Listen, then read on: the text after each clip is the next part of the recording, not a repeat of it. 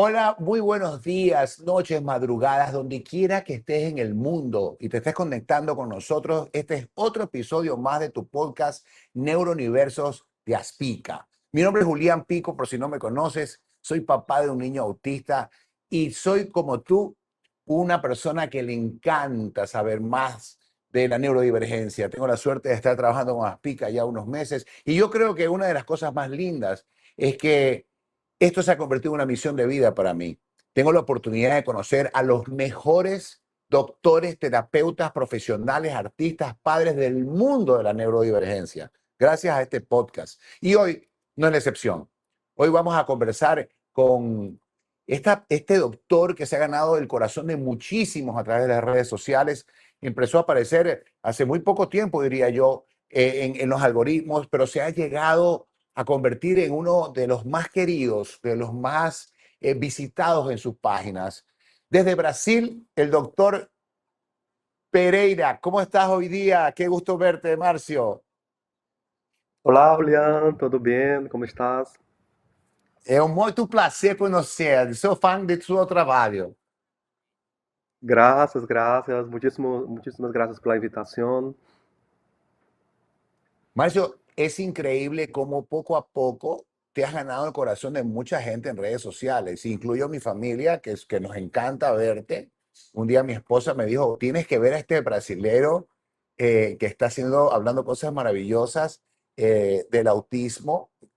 Como hemos conversado, yo tengo un niño de 6 años autista que era no verbal y empezó a hablar a través de cambios que hoy en día se van convirtiendo en cosas que las personas siguen y que están viendo soluciones. ¿Cómo entras en el mundo del autismo tú? Então, primeiro eu sou o Dr. Márcio Pereira, sou médico neurocirurgião, pediatra, sou especializado em transtorno do espectro autista e minha trajetória é um tanto curiosa, né? Ingressei na faculdade de medicina com 16 anos, sempre tive uma grande fascinação por funcionamento do cérebro humano. Durante toda a faculdade me apaixonei pela disciplina de neuroanatomia e depois de passar por ambulatório de neurologia, neuropediatria, eu não tive dúvidas de que era a área que seguiria para toda a minha vida, né? Sin embargo, não só a neurologia me apaixonava, também a cirurgia despertou em mim um enorme interesse. Foi então quando decidi unir essas duas paixões, ingressei na residência médica em neurocirurgia.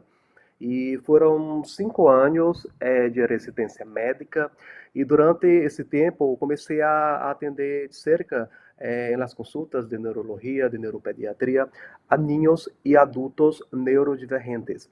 Foi então quando compreendi o tão complexo e prolongado que é os processos de diagnóstico de autismo, especialmente em los adultos.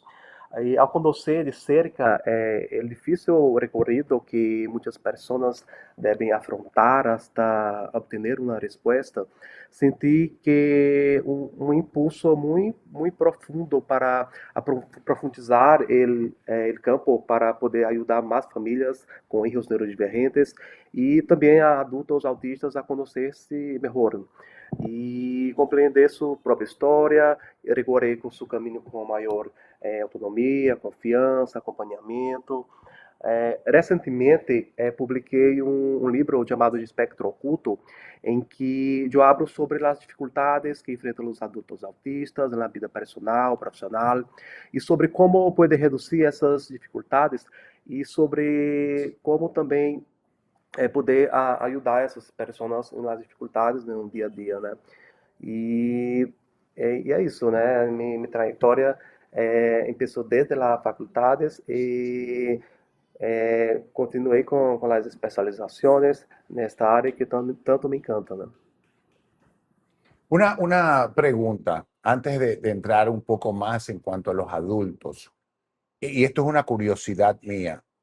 Al momento de tú empezar a estudiar como neurocirujano, encontraste algo tú hablas mucho de la desinflamación.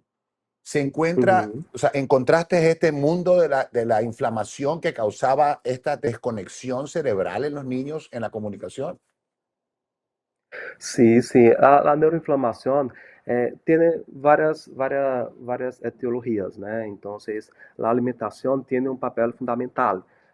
Niños que comen muchos alimentos ultraprocesados, leche, alimentos con gluten, todo eso causa una inflamación del intestino que posteriormente acaba por hacer una neuroinflamación en todo el sistema nervioso central, ¿no?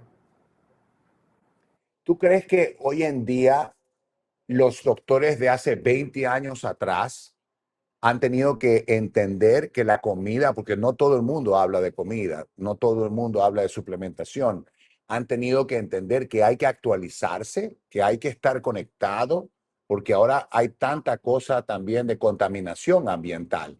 Lo digo yo como padre, no soy especialista, pero lo veo como padre. Toda la contaminación que hay hoy en día hay que suplementar con la comida, con un mejor sistema de alimentación, ¿no?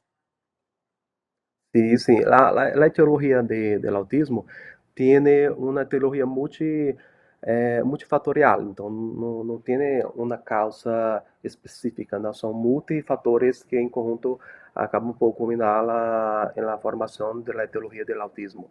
Entonces, além de la alimentación, la genética, 98% de todos los casos de autismo tiene un componente genético asociado.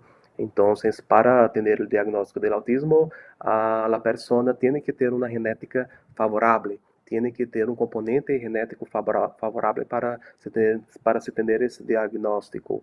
E, além da genética, tem fatores ambientales como a alimentação, contato com metais pesados. Já se tem comprovado que algumas vacinas podem ter um componente muito forte de metais pesados que, porventura, pode predispor a la manifestación de los síntomas. Entonces, la vacina por sí sola no tiene capacidad para desenvolver el autismo. Pero cuando se tiene contato frecuente con metales pesados, isso puede, obviamente, predispor la epigenética, né, para a manifestação de los síntomas. Assim como, por exemplo, uma criança que tem contato frequente com pantallas pode também ser um fator predisponente, um fator, um gatilho para que os sintomas se manifestem do espectro. Es importante porque hay muchas teorías, como dices tú, y hay personas que victimizan la situación o le echan la culpa a las vacunas, cuando yo lo Uhum. veo de mi punto de vista, de nuevo, como dices tú, despierta el autismo de cierta manera, pero genéticamente tú tienes el gen, lo despierta. Sim, sim, sim, sim. Entonces, É decir que necessário, la vacuna causa autismo. sim, sim, é necessário Decir de que la se vacuna ter, causa autismo es incómodo. Perdón, me estoy montando. Decir que la vacuna causa autismo es incorrecto. Lo que puede pasar es que si estás predispuesto, si tienes una situación genética, va a despertar. Correcto. sim, sim, tem que ter a genética favorável.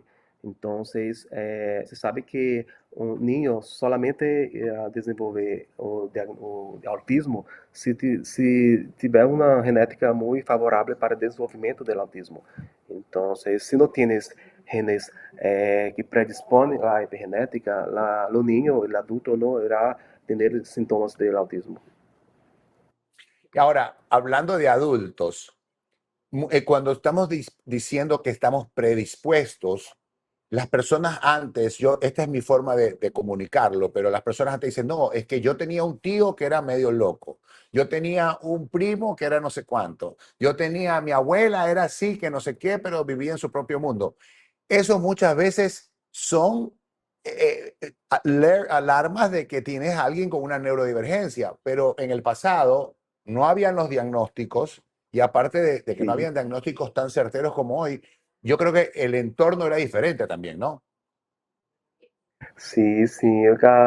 Em los adultos, os sinais, eles quase nunca são evidentes. São sinais muito discretos que muitas vezes passam por despercebido por as pessoas cerca de las personas. Entonces son adultos que muchas veces pasó toda la vida sofrendo con muchas dificultades, con muchas limitaciones, y no se tenía un diagnóstico correcto. Siempre se tienes diagnósticos alternativos como depresión, ansiedad, y el autismo siempre fica como última alternativa, ¿no?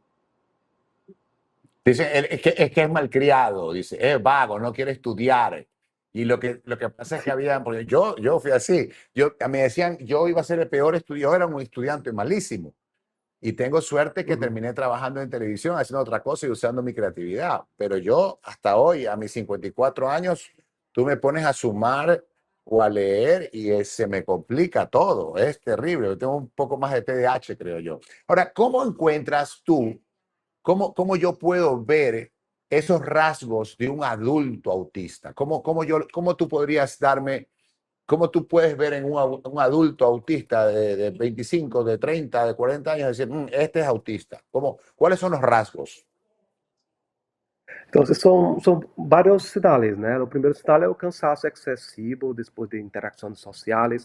A pessoa ela participa de uma reunião, uma festa, pero sai completamente agotada e necessita passar várias horas solo para recuperar-se. Então, socializar requer um esforço consciente, quase que como se fosse falar todo o tempo um idioma estrangeiro, né? Então, outro sinal é a sensibilidade sensorial, uma moléstia intensa com ruídos, com luzes, com etiquetas das roupas, a textura dos alimentos. Então, muitas pessoas passaram toda a vida pensando que eram demasiadamente exigentes, sensíveis, quando que, em realidade, o sistema sensorial processa tudo com uma intensidade muito diferente, né? Então, também aparecem outros sinais como interesses muito profundos e específicos, a necessidade de manter rutinas e a dificuldade para entender a ironia indirecta. Então, essas regras sociais também que existem em ambientes de trabalho, por exemplo, são muito difíceis para o adulto autista reconhecer.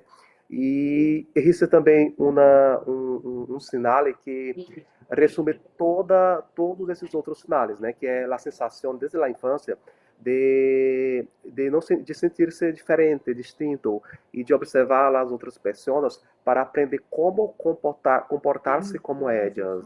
Não importa destacar que nenhum sinal aislado confirma o diagnóstico, né? Então, o diagnóstico em adultos é o conjunto de todos os sintomas, a história de vida, as dificuldades acumuladas e tudo isso que permite se chegar ao diagnóstico, né? Então, os adultos autistas generalmente tendem a enmascarar muito bem os sintomas. Então, se um adultos, eu não consigo fazer um diagnóstico. Tem que ter uma história, tem que coletar uma história, uma anamnese muito detalhada para se chegar a esse diagnóstico. ¿Cómo crees tú que muchos adultos reciben este diagnóstico ya de grande? Para muchos debe de ser un poco traumático porque no quieren aceptar. Para otros es una forma de entender que no estás roto, que pasaba algo contigo. Yo personalmente, yo me sentí roto cuando estaba en la escuela, cuando era joven. Y ahora que me meto en este mundo, digo, hey, espérate, yo soy distinto. Nada más. Uhum. Y me entiendo. Y es difícil que tu entorno te entienda porque los autistas o los neurodivergentes no filtramos las cosas, las decimos como son y eso causa mucho malestar del neurotípico alrededor tuyo. ¿Cómo lo Sim, has visto tú sim. en tu carrera? Cada persona reacciona de uma forma muito distinta, pero existe um sentimento que aparece com muita frequência, que é o alívio, né? Muitas pessoas dizem, finalmente minha vida tem sentido. Então, esse sentimento de alívio é muito, muito, muito comum. e deixam de pensar que eram perezosos, estranhos, frios, incapazes de relacionar-se socialmente. E, ao mesmo tempo, também pode aparecer um processo de duelo, né? Então, é comum que surjam pensamentos como que habría passado se lo hubiera descoberto antes, ou quantas dificuldades poderia haver-se evitado. Então, algumas pessoas recordam momentos da infância, situações de bullying, dificuldades na escola, dificuldades que não funcionaram, começaram a interpretar toda a sua vida de uma maneira muito distinta. Então, o diagnóstico, ele não cambia quem é a persona, simplesmente lhe dá um nome a algo que simplesmente estuve presente, né? Quando isso ocorre, muitas pessoas começam a tomar decisões diferentes, aprendem a respeitar seus próprios limites, entendem melhor suas necessidades, deixam de gastar tanto energia em tentando ser alguém que nunca puderam ser. E eu nunca escutei assim de um paciente dizer que preferia não saber. O que escuto com muita frequência é que me habría gustado descubrirlo antes, ¿no? Y yo una cosa importante, que esto lo quiero pegar a esta pregunta, y es porque yo siento la necesidad para mandar este mensaje a muchos padres, y lo digo desde mi punto de vista de padre. Es importante que cuando unos padres encuentran un diagnóstico en su hijo, ¿ok? Que es autista o cualquier otra neurodivergencia, enseguida van a buscar quién es el culpable. No, que tu tío, no, que tu mamá, que tu papá. Y entonces empieza a pelear quién es el culpable. Y yo creo que lo más importante aquí es saber, ok, hay un caso de repente de neurodivergencia en la familia, ¿cómo vamos a ayudar? Porque lo más importante en un caso de autismo o de cualquier neurodivergencia es aceptar el diagnóstico, ¿no? Sim, sim. Aceptar el É, é, diagnóstico es lo más importante. sim, sim. É muito comum ver na consulta a madre o padre que descobrir a su misma, mientras encontra busca o diagnóstico de seu filho, né? Então, às vezes, o padre, a madre, tem uma enmascarou durante toda a vida os sintomas e depois que teve um diagnóstico de seu filho começou a pensar sobre essa possibilidade de ter também o diagnóstico, né? ¿Cómo debe de un padre, cuál es tu consejo, un padre cómo tiene que reaccionar ante una crisis de un niño? ¿Cuál es la forma? Porque hay de todo. Y yo lo he dicho aquí anteriormente, hay padres que les da vergüenza o que los abuelos o que estás en un lugar público y, ay, mi hijo tiene una crisis. ¿Cómo crees tú que debemos de reaccionar los padres ante una crisis de nuestros hijos neurodivergentes? Bueno, las crises o meltdown é uma resposta neurológica a uma sobrecarga, né? O cérebro autista ele processa os estímulos com uma intensidade totalmente diferente e tendo uma capacidade limitada para suportá-las. Quando essa carga supera o limite, o sistema entra em colapso. Então, isso ocorre de forma completamente involuntária. E aqui que está um ponto muito importante diferenciar uma crise de um berrinche ou de uma manipulação. O berrinche tem um objetivo e normalmente termina quando a pessoa consegue o que quer. Quando o niño consegue o que quer, generalmente o berrinche tende a passar.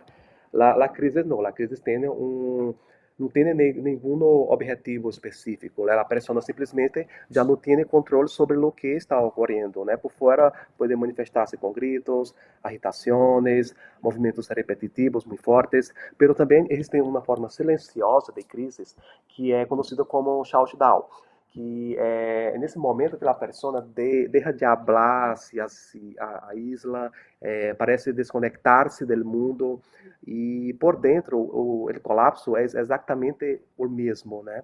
E é bem comum em adultos o shutdown, né? Muito frequente em adultos porque passaram toda a vida aprendendo a não explorar delante de outras pessoas, de não explodir delante de outras pessoas, e um adulto que passou toda a vida enmascarando, por exemplo, um adulto que passa a semana toda enmascarando suas dificuldades, pode entrar em uma crise no final de semana, um domingo, por um motivo aparentemente pequeno. Pero a verdade, a verdadeira causa não foi de esse hecho aislado, né? Foi toda a carga acumulada durante toda a semana.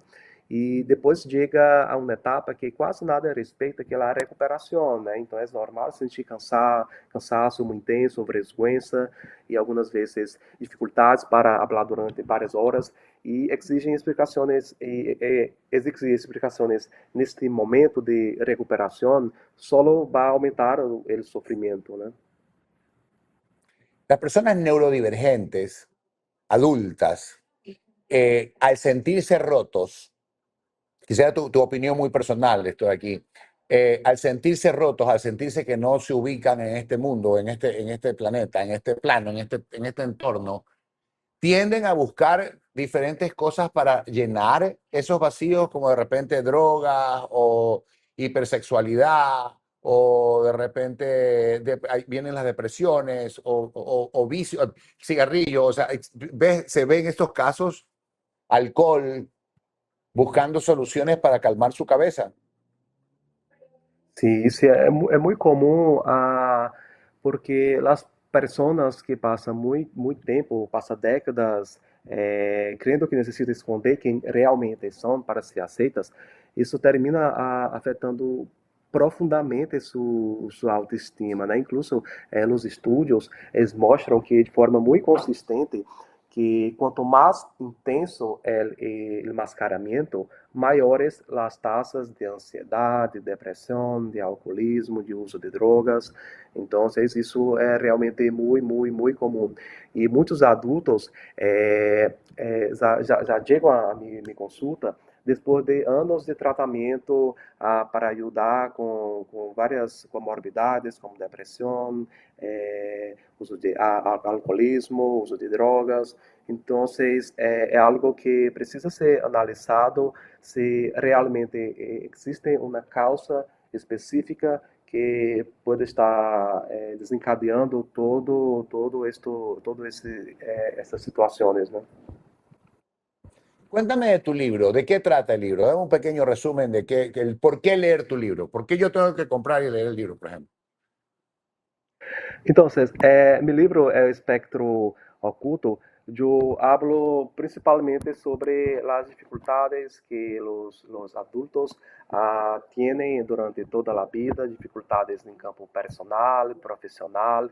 Então, é um tema muito importante, porque é muito comum que as pessoas não tenham esse conhecimento de que podem ser autistas, né? Então, o livro ele já traz uma visão mais ampla sobre os sintomas, sobre os signos que podem fazer com que a pessoa tenha uma percepção de que talvez pode ser autista.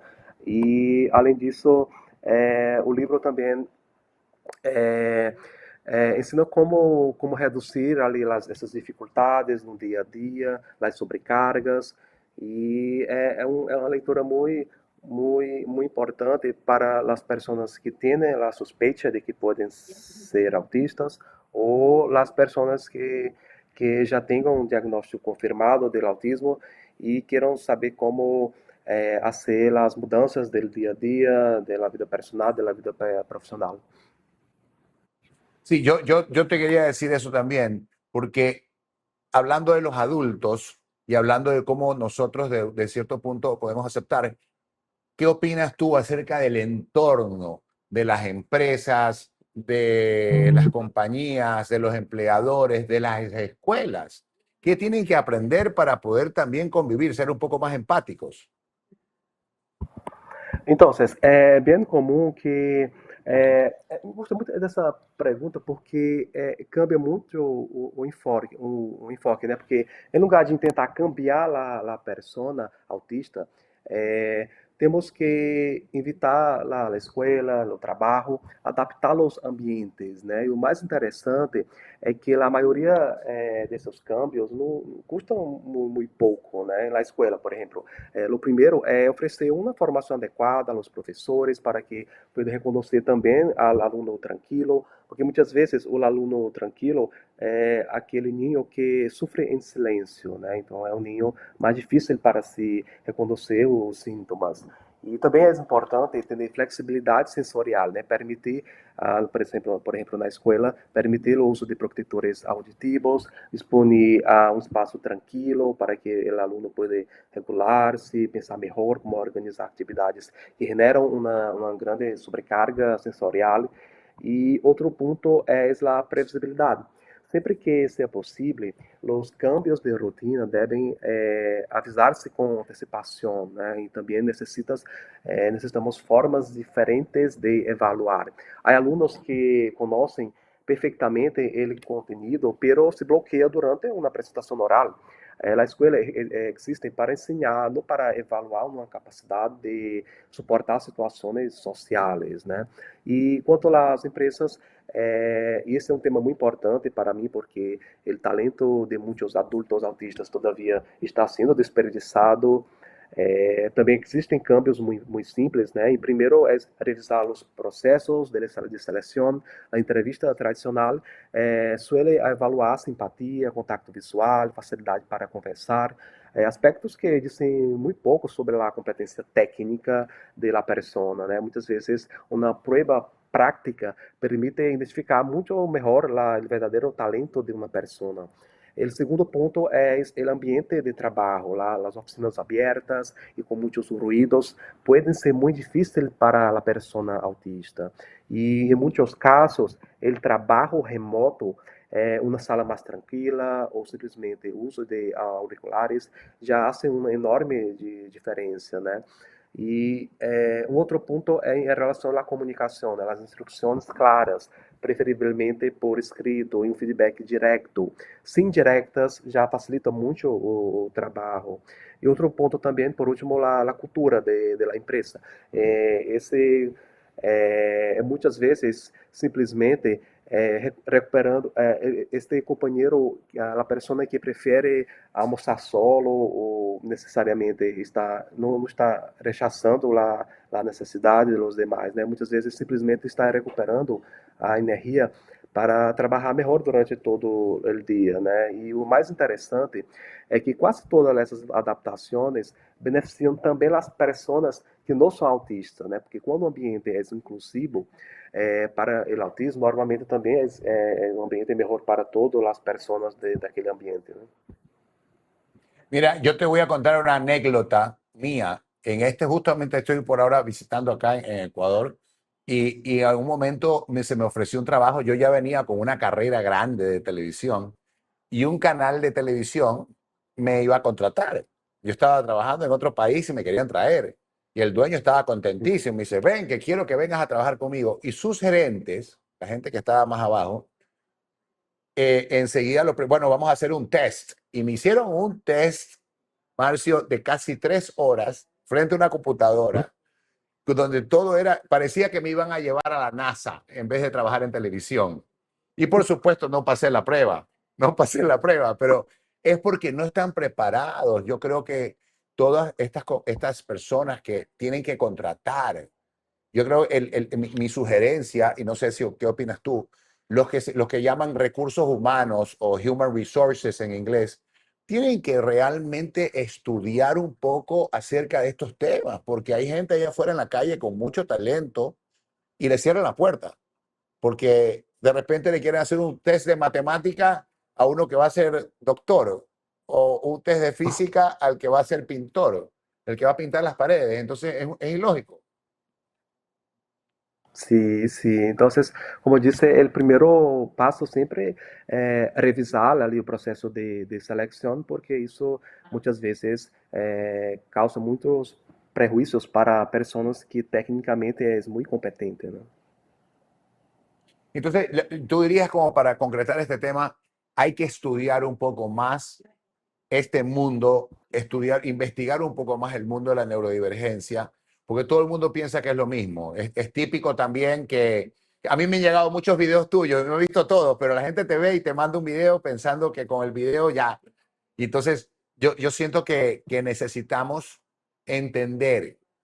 La neurodivergencia es un mundo gigante de muchos colores y cada color es distinto, pero yo creo que al final del día es abrir el corazón, abrir realmente el corazón y decir, oye, la gente es diferente. Y yo siempre lo digo aquí en el podcast, es una de las frases que siempre digo, ser diferente no es menos, ser diferente muchas veces es más. Hay gente allá afuera que se comunica de otra manera, se comunican de otra forma y son gente necesaria en este mundo. Sim, porque durante muitos anos predominou uma visão centrada unicamente nas dificuldades, né? Como se o autismo fosse uma tragédia. Pero é uma forma de pensar, e essa forma de pensar que deu uma dignidade a muitas pessoas e necessita quedar no passado, né? Então, é a ideia de que o autismo sempre é um superpoder e representado por um gênio da informática ou pela pessoa com capacidades extraordinárias. Essa visão, ela também exclui, né? A visão que exclui a pessoa autista que necessita muito apoio, que não habla ou que depende de cuidados durante toda a vida. E também genera uma pressão sobre quem escuta constantemente e qual é o seu talento especial. Então, é como se toda pessoa autista tuviera a obrigação de compensar suas dificuldades sendo um gênio, né? E o caminho é falar com honestidade, né? O autismo realmente é um espectro, inclui a profissionais que descobriu seu diagnóstico aos 40 anos e também as pessoas que necessitarão de apoio intenso durante toda a vida. Yo soy fanático y esto lo voy a hacer por mi esposa porque ella adora tu trabajo y me dice, dile por favor a Marcio que me dé 5 tips que nos pueden servir a todos los padres, de esos tips que tú das de los gatos, de esos tips de esos suplementos, porque no todos los suplementos son lo mismo para todos. Dame 5 tips para padres de repente como yo, con niños autistas que queremos que estamos en este camino de búsqueda de respuestas. ¿Qué tips me podrías dar? Então, primeiro, reducir as pantallas. Entonces, un niño que tiene mucho contacto con pantallas desde muy cedo tiene una dificultad mayor para desenvolver la habla. Entonces, es algo que realmente causa muchos perjuicios para todos los niños, ¿no? Segundo, la alimentación. Entonces, tiene una alimentación sin ultraprocesados, sin gluten, sin leche, sin alimentos que pueden hacer una neuroinflamación. Tercero, que también es muy importante, la rutina de sueño, para que el niño tenga uma rotina muito equilibrada de sueño. O niño que não consegue dormir bem tem muitas dificuldades. É um niño que sempre vai ser mais agitado. É um niño que sempre terá muitas outras dificuldades, né? Então, sono é um ponto muito importante. Quarto, os exercícios físicos. Então, é um niño que tem como fazer algum tipo de deporte, é algo muito importante, né? Seja natação, artes marciais, futebol, então, qualquer que seja o deporte, é muito importante, né? E o acompanhamento contínuo, né? Com neuropediatra, com neurólogo infantil, porque às vezes o niño tem uma descompensação por vários fatores, né? Não um fator específico. Então, eu percebo que muitas vezes os padres, as madres ficam angustiados, achando que uma vitamina, uma medicação específica vai a cambiar todo o comportamento do niño, sendo que na verdade não, uma medicação, uma vitamina não vai cambiar todo o comportamento. O comportamento dos niños autistas é moldado principalmente haciendo los cambios de rutina, né? Então, sueño, alimentación, ejercicio físico, y todo lo conjunto de informaciones que va a hacer con que el niño tenga una rutina más tranquila y sin muchas crisis. Yo te voy a decir el número 6. Este te lo inventé yo. Y porque lo veo todos los días. Mirar qué hace tu hijo, estudiar a tu hijo, analizar a tu hijo para cuando tú vayas al doctor sepas qué decirle. Porque lo más importante es saber todo lo que a tu hijo le puede molestar y no molestar. Saber que si no durmió, mañana se levanta con ese malestar. Saber que si comió algo que le va a hacer daño, eso le va a causar otras cosas. Alguien por ahí me decía, no, es que yo le doy un poquito de, no comemos azúcar, pero comemos no sé qué vaina, y el jugo, demasiada banana. Es eso, es enterarse, investigar, porque es la forma de aprender. Marcio, ha sido un placer compartir contigo. Yo también te invito a leer mi libro que está en Amazon, Autismo, lo que el silencio no pudo callar, se llama. Y ahí cuento la historia de cómo mi hijo pasa de ser no verbal a empezar a decir sus primeras palabras y hoy está leyendo. Estamos muy contentos, pero yo sé que me falta muchísimo todavía. Ha sido un enorme, enorme honor conocerte, verte en pantalla, poder tener la oportunidad de que todas las personas que están viendo este podcast, este episodio de Neurouniversos puedan conocer un poco más de ti, de todo tu conocimiento maravilloso, esa vibra que tienes. O sea, Muchísimas obrigado. gracias, muchas gracias por la invitación. Verdadero placer participar de podcast Neurodiversos. Espero que tenemos otras oportunidades, né, para hablar un poco más sobre esse tema que es muy, muy importante. Muy pronto vienen muchas cosas en Aspic, Rita, que van a hacer algunas cosas contigo, porque sé que hablas muchos más idiomas. Y déjame decirte delante de todo el mundo que hiciste algo maravilloso. Tu entrevista me encantó. Para todos los que están conectados, Marcio estaba un poco preocupado porque iba a hablar en español y lo ha hecho maravilloso.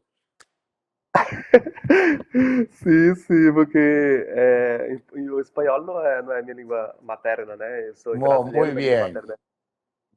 E muy sempre bien, muy tento me esforçar bien. para compreender o espanhol. Lo hiciste maravilloso. Amigos, este ha sido otro episodio de Neurouniversos. Muchísimas gracias por estar con nosotros. Va a haber más información. Estén conectadas con las páginas de Spica, estén conectados con Instagram, con todas nuestras redes sociales, porque entrevistas como estas son las que hacen cambiar al mundo, este mundo en el que vivimos, que es el mundo de los neurodivergentes. Gracias. Graças, graças.